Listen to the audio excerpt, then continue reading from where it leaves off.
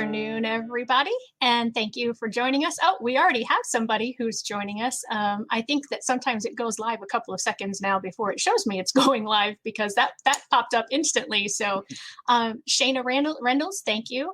And she says hi to you, so I appreciate her joining us today. This is hashtag No Limits, and I am your host, Shelly Keno. And hashtag No Limits is about people that society has placed limits on, but who have busted through those limits.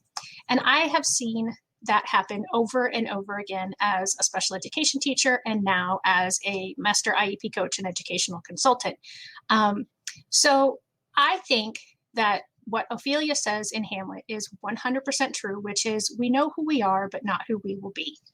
And I think that there is no better example of that than the caterpillar turning into the butterfly. I mean, who would have thought, this crawly, creepy thing on the ground would suddenly one day be flying up in the air? So just like that caterpillar turning into the butterfly, we often have to struggle.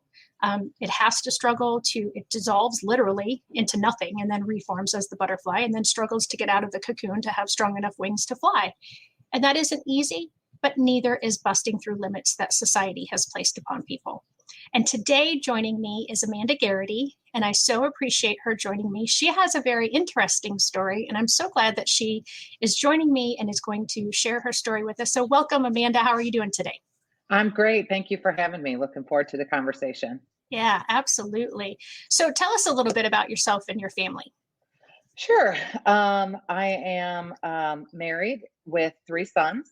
My husband has graciously stopped his career to stay home with our 3 kids.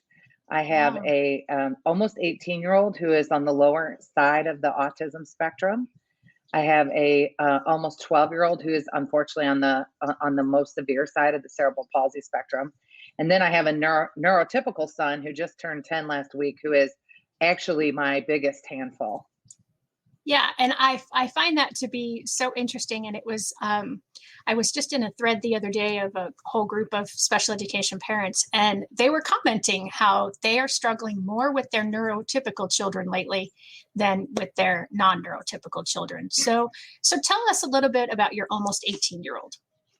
So my son, Joe, he actually, he is not my biological son. He was my husband's from a previous relationship. And so, interesting, I only share that to share the fact that I had no experience with special needs kids until I met my husband and his son, Joe, our son now. And Joey was 5. He was 5.5 and nonverbal and very, very low on the autism spectrum. But we had an instant connection, and I learned a lot and still do from Joey. And I learned a lot about autism through the process of raising him. I adopted him, and he has been obviously my son as much as my 2 biological children, for 13 years. And he is just a super laid back, very, very special in every sense of the word kid who, Shelly, like you said, has busted through so many limits in his lifetime, just by sheerly us letting him know that we knew he could do something. And he has just really flourished. I need to also give a shout out to his school district, Fort Zumwalt West School District. We have been just so lucky, the support that we've gotten from his school district, and in particular his teacher, Mrs. Jones, and principal, Mrs. Hall. They've just been fantastic. And that's been all the way through his school career. Now he's obviously in high school and he's almost done. So we are, having the conversations about what does life look like for Joe after high school, which is pretty overwhelming and stressful, but they've been awesome through all of it. That's so awesome to hear, because that's not the case everywhere. And that breaks my heart as a former special education teacher that, as special educators, as educators in general, that we are not open all across the country to educating whoever is sitting in the desks in our classroom. And so to hear that it's not just a teacher, but also administration, that's amazing as well, because oftentimes you could have a teacher who is all about the individual student, and then you'll have their district telling them, you have to do this, or you have to say that, or don't say that, or don't do this. And then those teachers feel stuck because they want to keep their jobs, but they want to help the students in their classroom. Well, in fairness to at least from what I've seen through the school district, I also think there is another side to that from the school district's perspective of being so scared to push too hard, or do something wrong and upset the parents, that the more you can communicate with them that what you expect or what you want to have happen with your child, if they are a supportive school district like Joey's, it will go a lot smoother. So early on, we shared with them that, hey, we are the parents who put expectations on Joe. We know he can do things, and we want you to push him. Not so far that he, melts down, but he's a kid who likes to work. He likes to be pushed. So don't be afraid to push him. And once we gave them that permission, if you will, it's really opened up. But I think the key was being very communicative with each other when we saw things like him doing something he hadn't done before, or having an accomplishment that he had not accomplished before. But both parties have to be open. That is something that I have learned through, both my experience with Joe and my middle son, Quinn, is that and sometimes that's very hard to do. Sometimes you have to communicate or say things that are pretty direct, but it's advocating for your child. And as long as everyone understands that, then hopefully they understand that it's not personal in that way. It's certainly personal for them, but you're just doing what you're supposed to do as a parent and advocating for your child. Yeah, and that is so incredibly important. That is probably the most important aspect of the IEP team, the Individualized with Education Program team, is that relationship maintains goodness, that you are all supposed to be there for that one student. It isn't supposed to be an us versus them type of situation.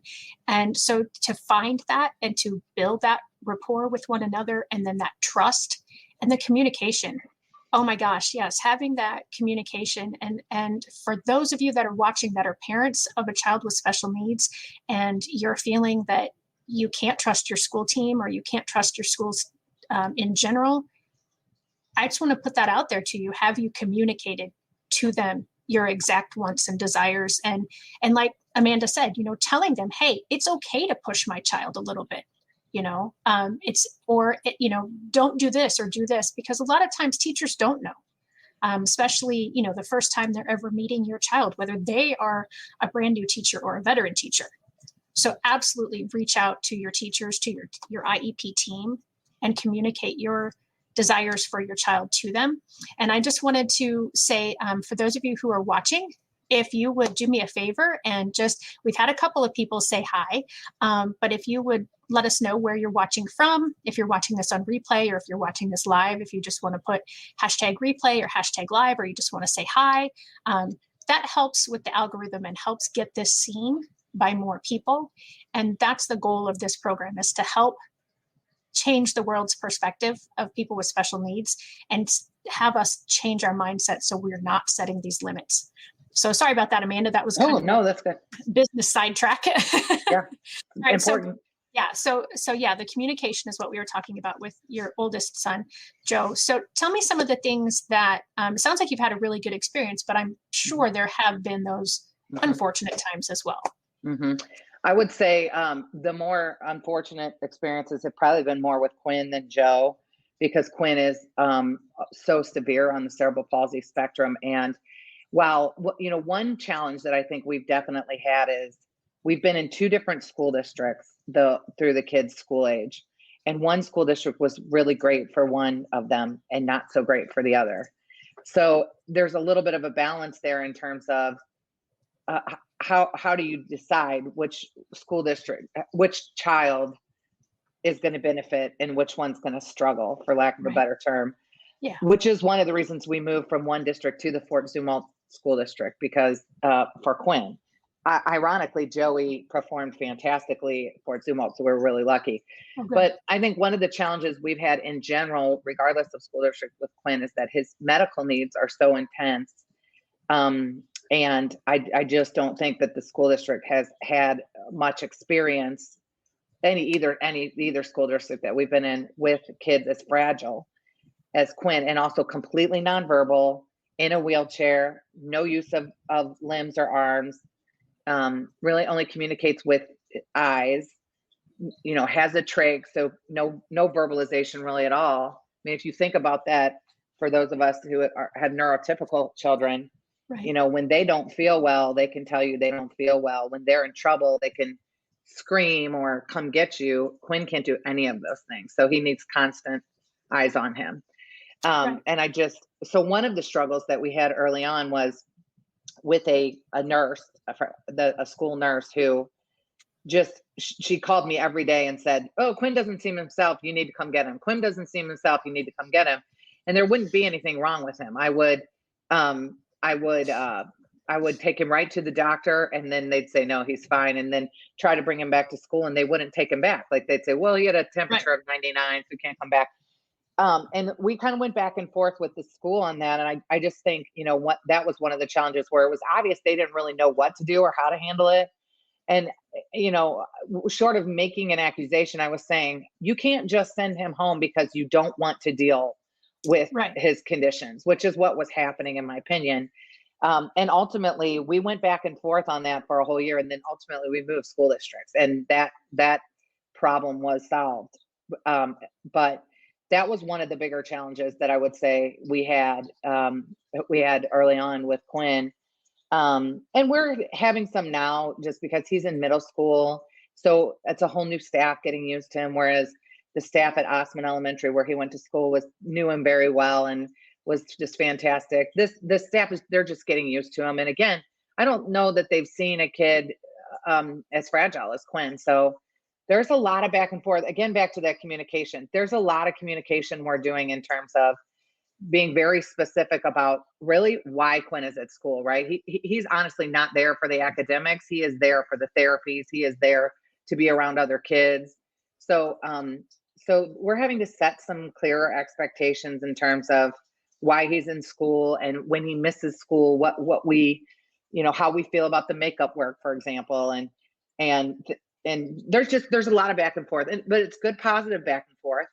But again, back to the communication being so important, that's where it's becoming very important, is trying to set the expectations of where we're coming from, where they're coming from, and trying to find a compromise.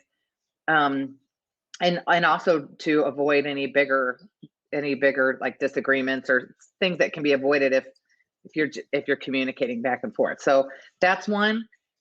I'm trying to think. We had some challenges with Joey, some behaviors that Joey had early on in his life, where the school kind of had a zero tolerance policy for some of the things that he was doing.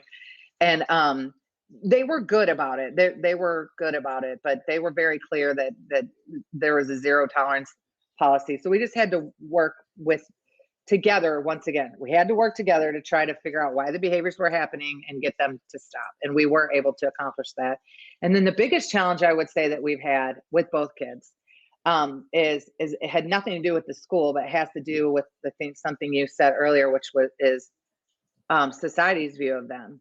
So early on in the summer, we used to take the two special needs boys, our two special needs boys, and our neurotypical son to a daycare. And it was a home daycare, and she is awesome, still is awesome. And unfortunately, some of these behaviors that Joey was doing, one of the other parents witnessed and immediately threatened the lady who owned the daycare to pull her kids out because she didn't want them around Joey, even though the behaviors that Joey was doing were only towards adults and really had nothing to do with children. Mm-hmm.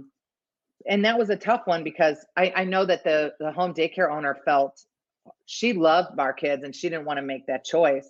And then I had to look at it from both sides of it. As a mother, and trying to understand those feelings, which I certainly can as a mother.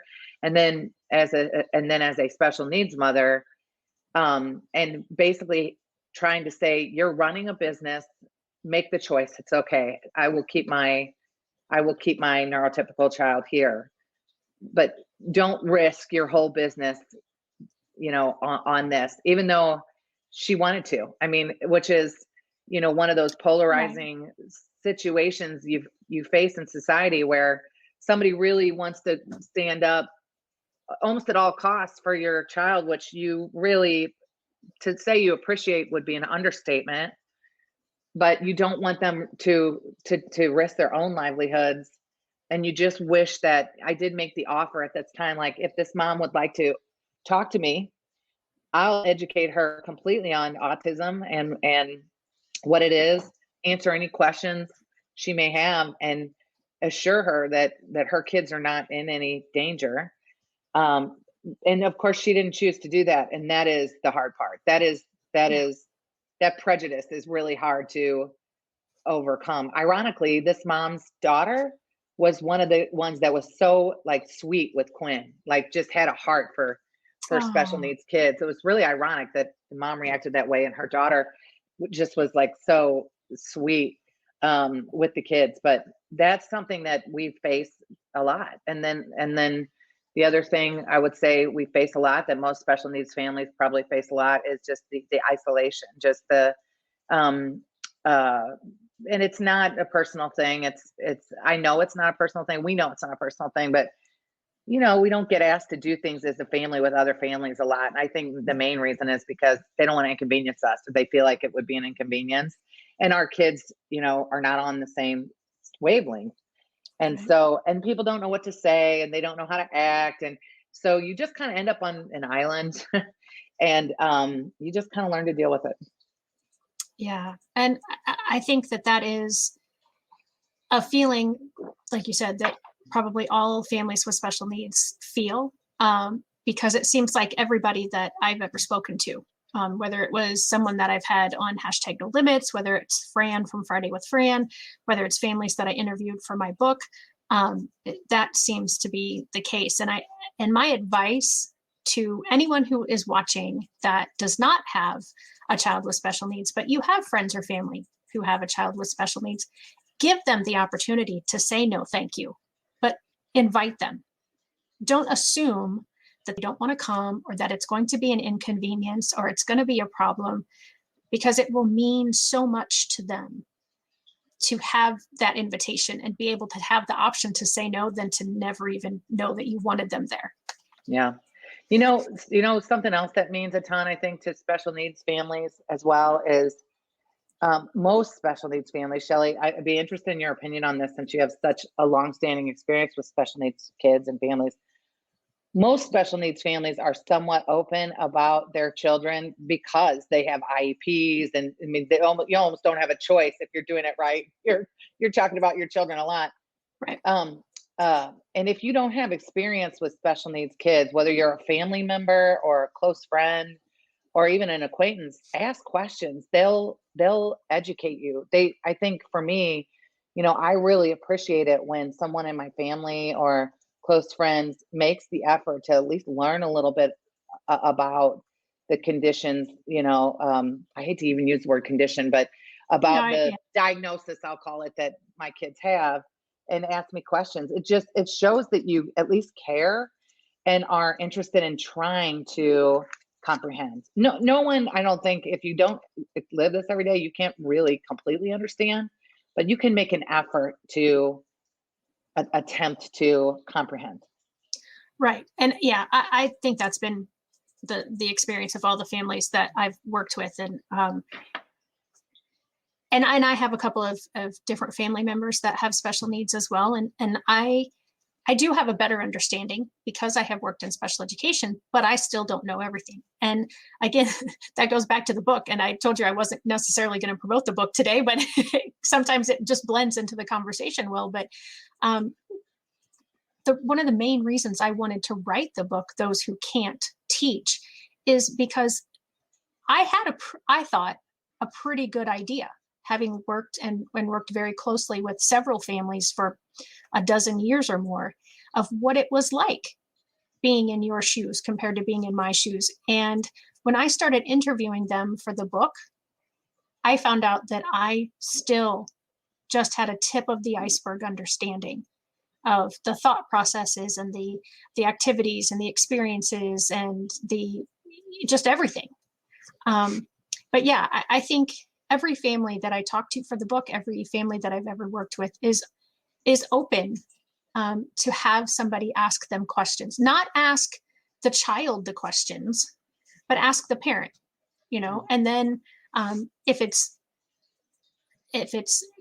okay, or if it's right, I'm not sure what the good terminology would be for this, but then you can include the child, and there's a story in the book where one of the James was at a family gathering and he was stimming. And for those of you who don't know what stimming is, it's a way for somebody to get some sensory input. And there are probably as many ways to stim as there are people who need to do it. And so at a family gathering, there was quite a bit of an age difference between the person who was doing it and the young cousin who asked him. But the boy who was doing the stimming didn't even realize he was doing it, and he couldn't explain why he was doing it. Mm-hmm. And it was a true curiosity from the much younger cousin. But had he gone and asked James's mother instead of asking James, then his mom could have explained it, and to a 4 or 5-year-old, whoever, I can't remember how old the person was that was asking. But so yeah, again, if you're watching and you don't have those experiences, ask the parents, because they are willing to explain. Because if they're explaining, that means you're open and you're wanting to welcome their child into your life, and you're wanting to welcome their family. And again, that's what I think is probably, like you said, it's, there's 1 in 26 families in the United States who have at least one member with special needs, but yet every family I speak to that has a person with special needs feels alone and on that island, like you talked about. Yeah, I do want to say, because Quinn's nurse, Melinda, just jumped on, I see that we absolutely feel isolated, and we are on an island, but we have some really special people on the island with us, like her. So that's awesome. we certainly are. We have an island. It has people on it. We're one of the lucky. We're a very blessed family for that. We have a fantastic village that we've built over time of family and close friends, and not everybody has that. So that's the other thing that I would say, if I had to give one piece of advice to parents of special needs kids who are going through and advocating for their kid in any way, but especially in the way of school, I would say 2 things. And I hope, Shelley, you don't get offended by this. One is, the person sitting in front of you going through the IEP, they may have a master's degree in special education. They may have a PhD in special education, but they do not have a PhD in your child. You do. Absolutely. You have a PhD or a master's degree in your child, and you know more than anyone what your child needs. And the other thing is, in line with that, is to take the victor over victim mentality, both for you and your child. There is nothing ever wrong, even if you're not a person that speaks up in your life normally. Your kids, really, regardless of their abilities, that's your main job, is to advocate for them. But when you have a special needs kids who are limited verbally, and maybe they're not limited verbally, but they're limited by how they feel, or where they are on a spectrum, or what their physical abilities are, that's, you are their main advocate in life. So absolutely. Even if you're not a person who is assertive, and as you can probably tell, I am an assertive person, so that helps. That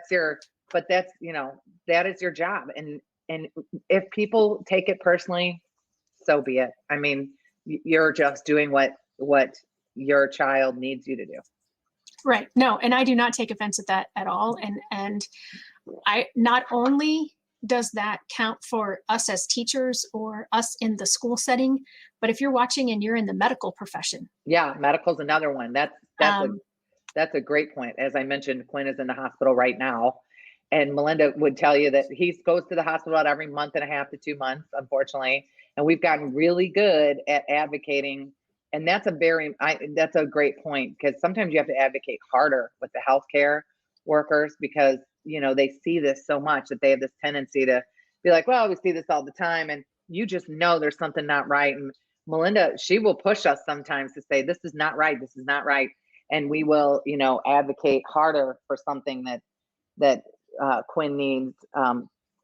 Joey is not medically, he never gets sick. He's not medically fragile. So we don't have to do the same thing with him. But yeah, that's a very good point. Yeah, and I've often heard from parents who have medically complex children that they get their doctorate degree the hard way. Yeah, they live it every minute of every day for their life. And that was something that was said to me by one of the parents that I interviewed for the book, was when she was given the diagnosis of her daughter, it was just very matter of fact and cold. Yeah. And she said what that team that told her that diagnosis didn't realize was, to them, it was a diagnosis. They had an answer to a question. To her, it was this is going to affect you for every second of your life, yeah. for the rest of your life. Yep. And everything that you do is different. Yeah. Right. And I wanted to point out, Michael said, it seems children were always willing to ask, but adults were always fearful of asking questions. And yeah, I don't know if that's because I think it's because we're uncomfortable, because we don't know, we don't want to hurt somebody's feelings. But we don't realize that by not asking those questions, we are hurting somebody's feelings because of how that's interpreted. So yeah. So tell me some more things about Quinn. Because I know when we talked ahead of time, just to kind of get to know each other, because prior to this, talking with Amanda prior to this day, I'd never met her. So I always try to talk to my guests and get a little bit of kind of background information. And so one of the things we talked about, and you did mention it, was that his ways to communicate. So does he have a communication device, or does he just use eyes at this point? Yeah, we're struggling with that. We're because he has no motor functions. He has no way to use, like Joey uses an iPad with Proloquo because he has the motor functions to point and press buttons. Quinn doesn't have that ability. So that's something right now that we're trying to work with the school on. They're trying to work with us on. Also, he's blind, he's legally blind, and his eyes move. So the devices where you would train your eyes on like a letter and spell out a word, so far don't seem to work for him. So right now we're experimenting with switches, the big red switch buttons on either side of his head. And right now it's like yes or no questions. Or, if you want to go here, press this one. If you want to go here, press this one. And it'll say, I want to go here, or I want to go here. If you know him, I think most people who know him would tell you that he has he can communicate. If you know him, he will, if you hold up 2 videos of his favorite Sid the Science Kid or Caillou, he will look and smile at which one he wants to watch. Big smiles is mainly how he communicates what he wants if you give him choices. And then, like I said, if you know him, he's always happy. So if he doesn't feel well, you can tell because he's not happy. He's so after you know him for a while, you learn him and you can communicate with him. But if you don't, it's a challenge. We're still trying to figure out that communication. And that's going to be ongoing. Yeah, you said something in there, and I don't even know if you realized how important the 2 words were that you said. You said that if you learn him. Yeah. And that is so true for every student that I've ever worked with, and I'm sure for every individual. And honestly, it really is for every individual, because we all have our little things that communicate without words. We all have eye expressions. We all have facial expressions. We all have body movements. And so to learn him, that is so powerful. Mm-hmm. And it's so important to everyone, whether Mm-hmm. they're a classmate, a teacher, a friend, a family member, a therapist, nurse, whatever Mm-hmm. it is, Mm-hmm. that we learn our students, Mm-hmm. because that's just, yeah, wow. And that's really why, back to Joey's experience, that's why Joey's experience has been so good, is because all along the way, his teacher, and the administrative staff have learned him. Like, they have been interested in learning him, and they almost know him better at this point than my husband and I do. I mean, they really know him and understand him just instinctively at this point. And his teacher in high school, Mrs. Jones, from the minute he walked in her classroom for orientation, has shown an interest and really, really knowing him. And That's awesome. then in turn, he really wants to know her, and he really Right. knows her, and they have a thing. I mean, in an appropriate way, of course. But I mean, they are, and he's kind of always been that way with, she's probably been the best, but he has had some other just fantastic teachers and support that have also just really made the effort to know him. Quinn's elementary staff was the same way. They really, now with Quinn, I think one big life-changing thing that happened with Quinn was the addition of a nurse. And when Quinn got a trach, then he has to have a nurse that goes to school with him every day, or he can't go. And we've been lucky and blessed enough to have the same nurse, Melinda, for a long time, who obviously really knows him, his best friend. And so pretty life-changing when she came into the picture. Again, really made the effort to know and learn him, and then helped the staff know and learn him, right? This was another advocate for him all day, every day, with the staff, and encouraging them to get to know him and learn him. And that was pretty life-changing. I realize everyone doesn't have that possibility, but that was, for him, that was a game changer. Yeah. And I just want to speak to that for a second, because there could be people watching right now that didn't know or don't know that nurse care can actually be written into an IEP, that is considered a related service if it's necessary, if the team agrees that is necessary. So how did you go about making that happen? Would you have tips or any advice to give to somebody who might be in that spot right now? Yeah. So again, probably lucky in terms of when Quinn was in the hospital and they told us he needed a trach, they gave us the choice whether or not we wanted to give him a trach. And when we asked the question, what happens if we don't? They said, no judgment at all in this answer. This is just the answer to your question. He will pass away at some point, and we can't say when, without that support. So obviously we heard that, and there was no question. Okay, we're going to put a trach in. Right. Once you get something like a trach, and especially when it's not temporary, which this is not, then immediately they brought in social services into the room to ask us some questions about our insurance coverage, and whether or not our insurance covered private duty nursing, and then help us through the process of getting done what is necessary to get done to get that private duty nursing. For us, it was a waiver, because most insurances don't cover private duty nursing, but Medicaid or a waiver will. So for us, it was getting connected to the right people to get the waiver. For Quinn, it's called Lopez waiver in Missouri.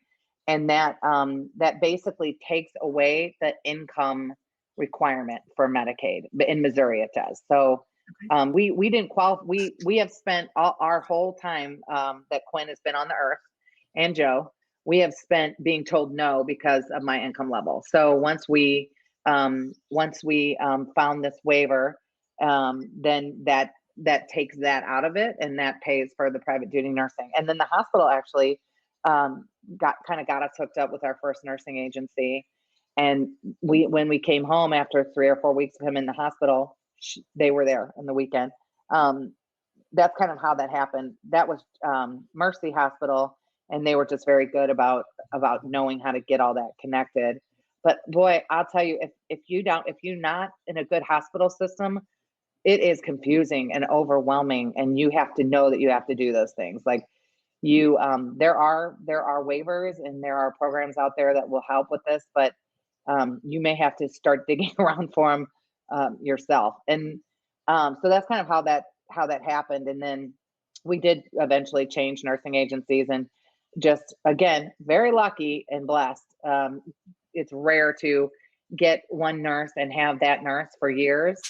And it's a weird experience because they're in your house. I mean, they're in your house. Right. Quinn has a night nurse and a day nurse. And they kind of live with you and become part of your family, which is awkward for both at the beginning. Sure. Oh yeah. But we've been really lucky. I mean, Quinn's had Melinda for like 4 years now, 4 or 5 years. And she is absolutely part of our family. She is one of our family. And so that's kind of how that happened. I know that was a long answer to your question, No, but that's how that happened. And then the school gave us no pushback when Quinn got the trach, and we called them to say, hey, this is a major change. Quinn has a trach and a bunch of equipment now. The school is actually, at least again here in Missouri, the school is required to provide nursing during the day. So the school actually pays for when school's in session. The school district actually pays for Quinn's nursing during the day, and then insurance picks it up in all the other times, like on the breaks. And but that's probably something most parents don't know either, that is a requirement, at least in Missouri. I can't speak for other states, that they have to provide that to your student if in the public school. Right. Yeah. And it is part of the federal law, like I said, that nursing is a possible related service. But and you said in your situation, there has to definitely be a medical need. And it needs to be a documented medical need, because I don't want people to think that, just go get a nurse because that's going to make you feel more comfortable. There has to be that's a good point. Data to back it up, and there has to be a valid reason for that. Yeah. So Quinn is on a trach, and now he's on a vent full time too. So that the medical need is through the roof at this point. So That's why no questions were asked when we called the school to say, hey, we have to have a nurse. There was medical need for sure. Yeah, and that's just so heartwarming to hear that the school is doing that for you, and that they're not giving you that pushback, and they are welcoming him. As I talked about, that we are, as educators, to educate whoever is in our classroom, and so I'm so very thankful for that. So we've spent a good chunk of talking about Joe and Quinn, but you started off saying that it was your third who is giving you the most difficult time right now. Give me a run for my money. Yeah. So tell us about your third son, and why you think that you're struggling with him in ways that you didn't struggle with your first two. So I actually have a very clear and concrete answer to that. So my third son, Tyson, is just turned 10. He is a good, healthy mix of my husband and I. Unfortunately, I think he has most of my bad qualities. He's very stubborn like me, very outspoken like me, loves to negotiate and argue like me. So there's that. We're a lot alike. And then I think the other two things are, first of all, he's a great kid. And I will say that he's already displaying, because he has siblings with special needs. From an early age, he already displayed a huge amount of empathy. And sympathy. And so all the reports that I get from him from school, he never gets in trouble. And the teachers always say the same thing, which is, he's the first one to go over and comfort someone if they're upset, or be a friend to someone, or say hi to a new kid. He's the first one, really gentle and sweet. Now, he's not that way at home, with me, but he is. So I never get any bad reports on him at school. But so I think there's the too much alike. There is the overcompensation. So again, he is my youngest, but he's my only neurotypical child. So I have definitely overcompensated with him from the moment he came out of the womb, because I balanced this concern for Joey and Quinn in their lives with this concern for Tyson that he has as typical of a childhood as his friends have who don't have special needs family members, so that he's Right. not limited. I have overcompensated and spoiled him because of that.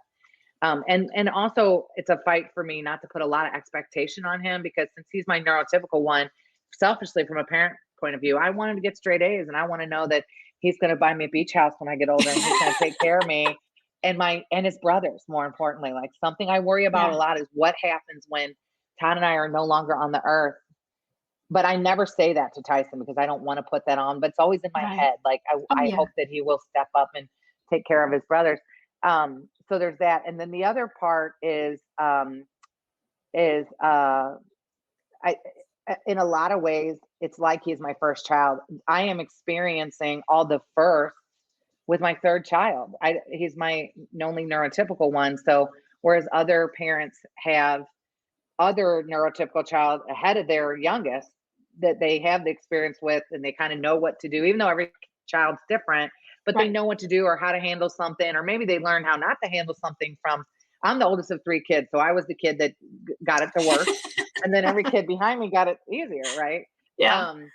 But so it's a weird dynamic because he's almost like an only child, the only neurotypical child, and the oldest child all in one. But he's the third. But he's the third, right? And so, and then there's the balance of making sure we're paying enough attention to the things that should be important. So we pay a ton of attention to Quinn and Joe's academic life and their medical needs.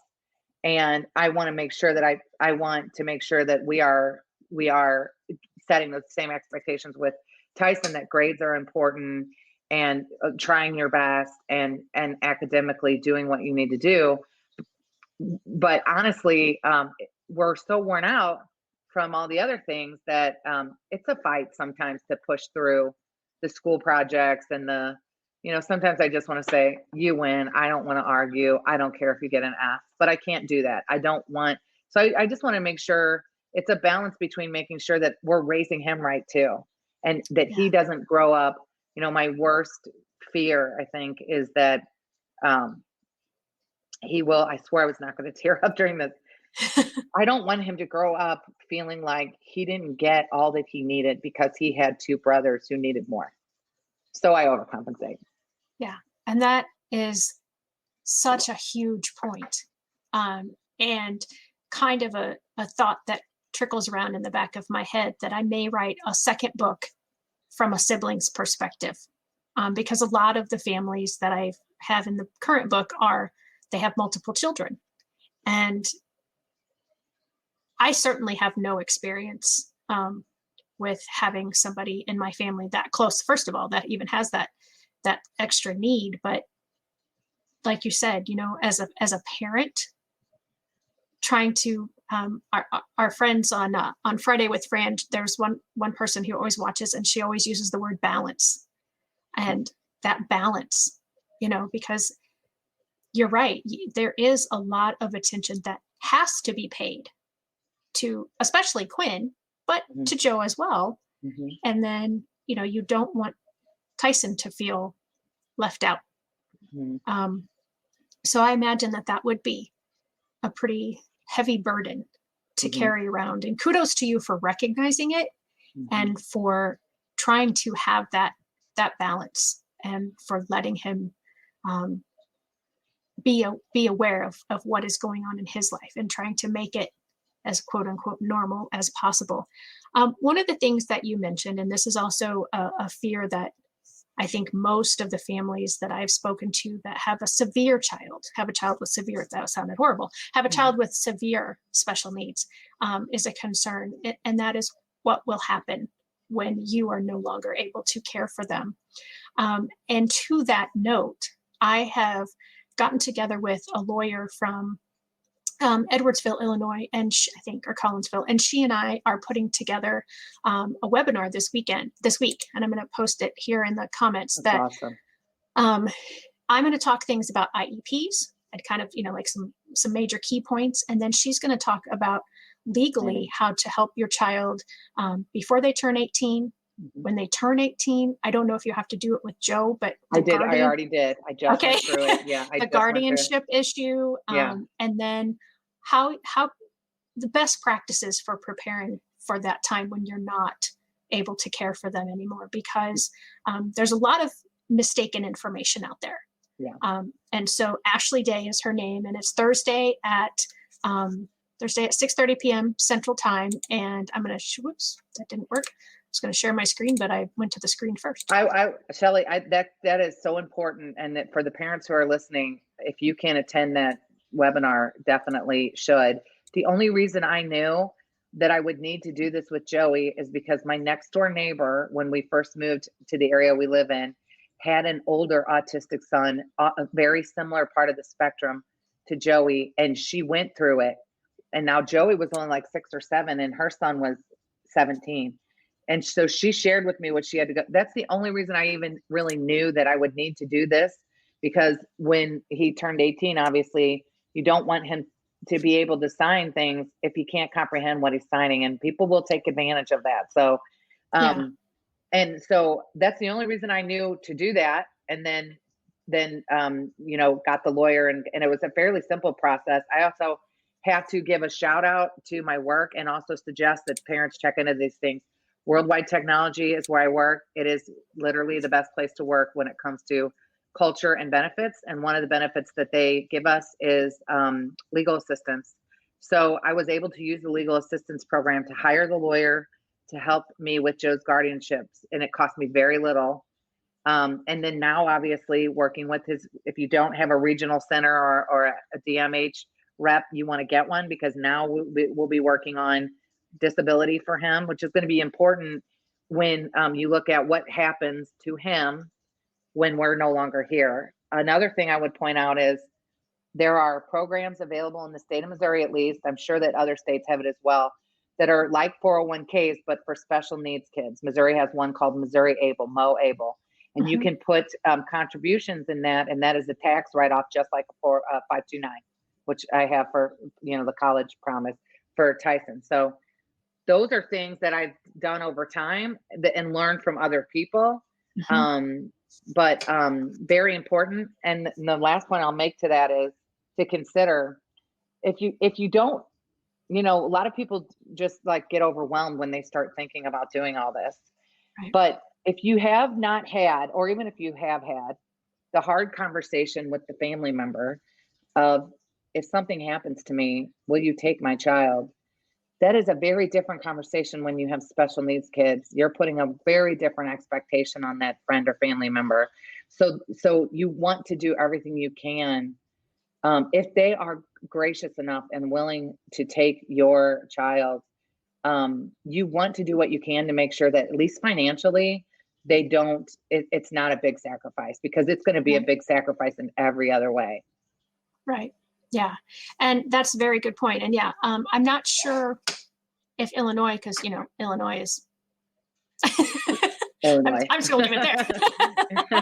I'm not sure what Illinois has, but yeah, I know that I've heard about the ABLE program in Missouri. And I mean, there are special needs trusts and those kinds of things. But even if you don't go the special needs trust route, look at whatever is available in your state. And also to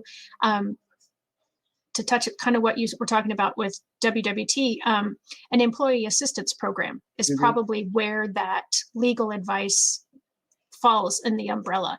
And my services can also fall under that umbrella as well. I'm trying to let people know that, because a lot of companies don't even think about that for their families who need to attend IEP meetings, and they're going to need to take time off work for that. But I can help you reduce the amount of time you need to take off work because of things that we do before we get into the meeting. And so look into your employee assistant programs for my kind of services, educational consultant services, for the legal advice. And I mean, I know there's a lot of companies that have lots of things. And some companies, unfortunately, don't have EAPs. But if your company does offer that, you definitely want to look into that and reach and use those resources. They're there for a reason. Yeah. Yeah. So we've got about 5 minutes. before we start kind of wrapping things up. So I'm glad you went back to talking about Joe and the guardianship.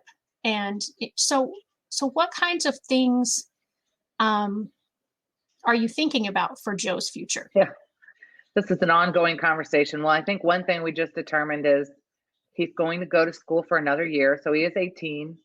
But the teachers and the principal and I agree that he could use one more year. Again, in our state, there's, depending on district, they can go up to a certain age. I think Fort Zumwalt is 20. You have to have that conversation every year in that evaluation. But so he's going to do one more year. And mainly the reason I think he's going to do one more year is because the coronavirus really threw a wrench into a lot of the programs that are offered. So one of the things that are typically offered through the high school is a program called STEP, which allows them to work over the summer in the public with help to see what they can do, right? So he wasn't able to do that because of coronavirus last summer. I think, we signed him up for it this year, and we hope that he will be able to do it this summer. And then he does jobs inside the school, obviously, like job boxes, they call it. There are some programs that we're looking at that are offered through the community. There are a few manufacturing environments that hire predominantly special needs workers. So that is a possibility. And then we're talking about, with Joey especially, if we can't get any of those things immediately, what are we going to do while we're trying to figure that out? And the reason why is because Joey is not a kid that is going to be happy being at home all day, sitting in his room. First of all, he has a fantastic work ethic. He likes to feel useful. He likes to have a purpose, and he likes to be around other people somewhat. He does have those same autistic tendencies where he goes to his own space, but he likes a routine and he likes to be busy. So the thought of him just like sitting around the house, I think he would get depressed. So we are looking at the Autism Center for Adults, which is a facility, a day facility, kind of like, I don't want to call it daycare because it's more than that, in the O'Fallon, Missouri community, that he potentially could go to. And that would just give him the opportunity to see other people and do things in the community while we try to figure that out. So yet to be determined, still a lot of things to do. It's pretty overwhelming, a lot of paperwork, and a lot of newer conversations in the IEP this year, and that were harder to hear than the last ones were in terms of his limitations, because he has done so well for so long and just busted out. He was nonverbal until he's 7, and to know him now, you wouldn't really know that. He doesn't have like full conversation, but to go from literally no words at 7 to probably 100 plus words at 18 for him was a huge accomplishment. Absolutely. And so it's a little harder to hear, but you have to have those conversations. And so there's a job coach now involved in his IEPs now who are telling us, like, competitive employment means that Joey would compete against other people for the job, and he is not ready for that yet. He does not. He has limited writing ability, has limited ability. So we need to do something in between, right? He may never be ready for competitive employment. That was hard to hear, but there are options, and those are the things that we're looking at now for him. Yeah, and although, by the way, I don't believe that he will be competitively employed at some time. Thank you, because that was kind of where I was going. Was that is to say, I really wish that we as educators would get better at our wording. To say he may never. I would prefer to say something like, we're not sure, but we think, this is what we know now. We want to, help him get as far as possible in life, and that, so we're going to do steps A through F to do that, until we don't have him anymore. But to say, he may never, be a competitive employee type person. I don't like to say never. I don't know what's going to happen. I don't know what's going to happen with medical advancements and science advancements and his own development advancement. I mean, something could all of a sudden just change. That's what happened to him at 7. Like a window just opened and he flourished. The other thing I would say is that I wish, and I think it may have been as a result of the coronavirus, that we had started planning and making his IEP goals more geared towards employment than this year. I feel like that we put a focus on it this year. And I wish maybe we would have, if I could go back and do it again, I think I would have switched, or I would have asked for the goals to be less academic in nature and more focused on task oriented things last year when he was a junior.